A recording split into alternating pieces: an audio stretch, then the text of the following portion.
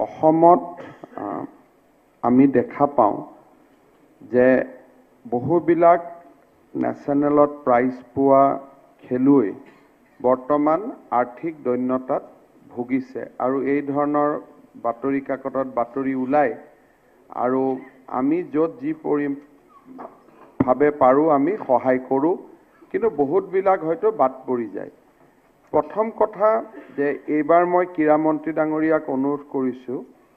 যে বয়স যিয়ে নহওক কিয় নেশ্যনেলত যিসকল আগতে পদক পালে কমনৱেলথ এছিয়ান গেমছটো আছেই নেশ্যনেলছতো যিকোনো বিভাগত যি ধৰণে পদক পাইছিলে সকলোকে ক্ৰীড়া পেঞ্চন দি দিব লাগে যাতে অন্ততঃ মাহত কিবা এটা তেওঁলোকৰ পুঁজি তেওঁলোকে পাই থাকে আৰু আজিৰ পৰা পিছত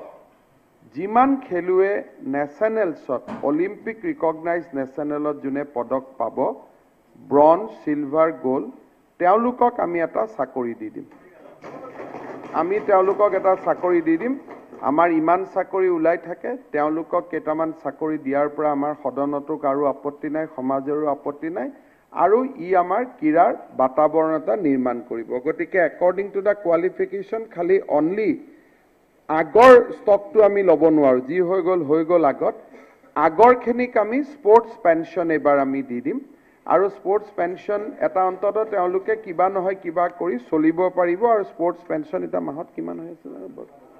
চ' 8,000 টকা মাহত পাব আৰু প্ৰয়োজন হ'লে 8,000টো আমি 10,000ও কৰিব পাৰিম এটা অন্ততঃ গতিকে আমি 8,000 টকাটো আমি 10,000 কৰি দিম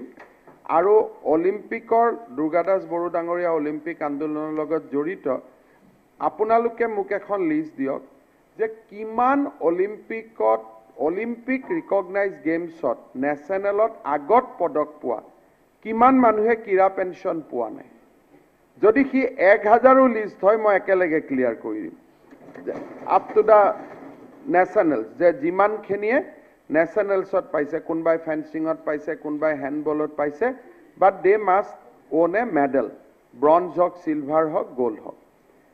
ইয়াৰ পৰৱৰ্তী পৰ্যায়ত অহাবাৰ শ্বিলঙত হ'ব পাৰে নেশ্যনেল গেমছ গোৱাত হ'ব পাৰে নেশ্যনেল গেমছত অসমৰ হৈ যিমানে পদক পায় মোৰ একদম প্ৰতিশ্ৰুতিটো আপোনালোকে নোট কৰি ল'ব অলিম্পিকত পদক পোৱা এছিয়ান গেমছত পদক পোৱা সকলেতো পাবই মাষ্ট আৰু কমনৱেলথত পোৱা সকলে পাবই তিনিটা কেটেগৰী ডাইৰেক্ট পাব আদাৰৱাইজো নেশ্যনেল গেমছত যিসকলে অসমৰ হৈ পদক জিকিব আমি তেওঁলোকক একোটাকৈ চাকৰি দিয়াৰ দায়িত্ব আমি লৈছোঁ